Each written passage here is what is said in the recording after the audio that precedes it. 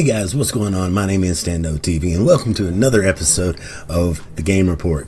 This week's episode we will be talking about unfinished games and being patched in post-release. We'll also be talking about my review of Horizon Zero Dawn. Don't forget that you can get the full episode of The Game Report 1 week early by heading over to patreon.com/StandoTV for only $1 before it posts here for free on YouTube. And with that being said, let's get on to the show. And first, let's start with the news you guys care about.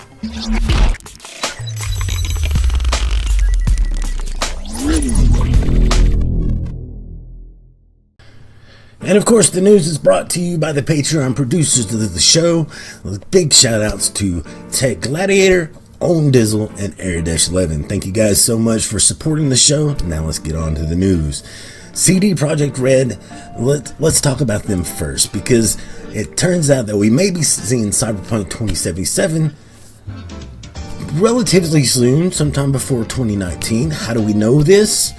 Well, CD Projekt Red has applied for a government grant to secure some funding for itself as it goes on making the kind of ambitious and breathtaking game like The Witcher 3.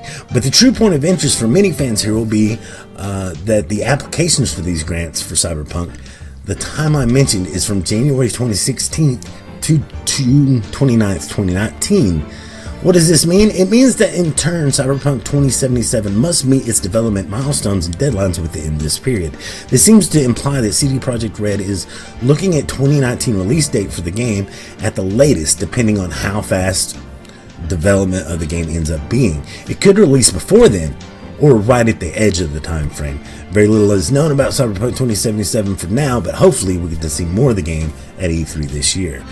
And I am totally looking forward to it because Witcher 3 blew me away.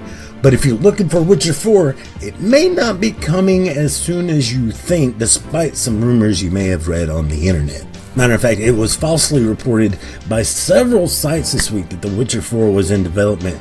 And this was primarily recycling a tweet from 2016 before the Blood and Wine expansion came out, where the developer had said, quote, "It's too early to talk about it, but it's not like we're forgetting about this brand. It wouldn't be fair towards the fans. We work within a universe for over a dozen years now, and I don't think it's going to be the end of it." And this, of course, was right before the Blood and Wine and the Heart of Stone expansions were being released for the game. So that's what he was talking about, were the expansions for The Witcher 3. But it seems like since then, all of the focus has been shifted to Cyberpunk 2077. So there's likely no way that The Witcher 4 will arrive anytime soon. Marcin Lewinsky also said, "We are a publicly traded company, so we cannot comment on that, but I can assure you that we're not working on another Witcher." So, sorry guys. Don't shoot the messenger. And that just goes to show you not to believe everything that you read on the internet. Just saying.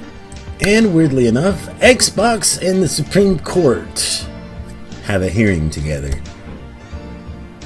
What? Yeah, that's right. The U.S. Supreme Court is planning to hear arguments filed by Xbox 360 users against Microsoft over scratched video game discs. Nearly 10 years ago, a group of gamers sued Microsoft, claiming the Xbox 360 console scratched their video games because of a product defect. Those individuals filed for a class action status, meaning the plaintiffs would be considered as a group with a bigger legal consequences. But a federal judge in Seattle denied them the class certification. After filing another lawsuit in 2011, the plaintiffs tried unsuccessfully to get the Ninth Circuit Court of Appeals to review the decision on their class certification. The problem was federal appeal courts typically can only review the final decisions of district courts. So although the plaintiffs in the lawsuit were denied class action status, the individual lawsuits brought by the people who said the Xbox 360 scratched their disc lived on. That meant the appeals court couldn't review them.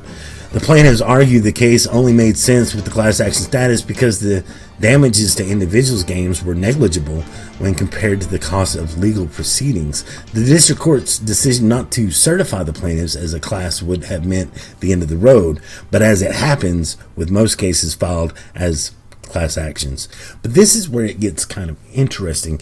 In an unusual move, the individual plaintiffs asked the courts to voluntarily dismiss their case, which in legal terms is a final decision. Of course, legal terms are always common sense terms, and in this case the plaintiffs dismissed their claims under the condition that they could be revived if the appeals court granted class action status.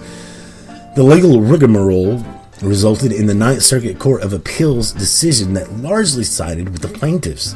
Microsoft then asked the Supreme Court to review the case and determine whether the loophole is legally permissible.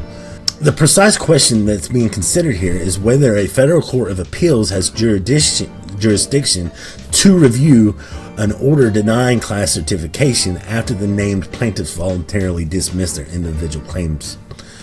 And so it looks like that Xbox could be paying out a lot of money to these individuals for scratched Xbox 360 games due to defective hardware. 10 years later. Wow. And if you've played Mass Effect Andromeda since its release, there is no doubt that you've ran across some very disturbing animations with those dead eyes that are all over the internet with memes. The one thing that you can always guarantee on, though, is that BioWare always listens to their fans. Some would say they actually do it too much. They're too reactionary when it comes to things like the infamous Mass Effect 3 ending. But don't think anybody will be complaining if they improve the animation in Mass Effect Andromeda, though, and that's what they're now hinting might happen. This isn't expected to change any of the more infamous scenes, but on Twitter, lead designer Ian S. Fraser has implied that they may come later. As a matter of fact, he says, "We're looking at patching lots of issues and want to strongly support the game moving forward. I can't say more just yet." He also suggested that the curiously limited character customization might be improved in a new patch also. And matter of fact, he says, "Can't promise anything yet, but we're certainly evaluating various options for making it better." And there's every reason to expect BioWare will try to fix these issues with updates. But that leads us to our topic of the show. So let's go ahead and talk about that.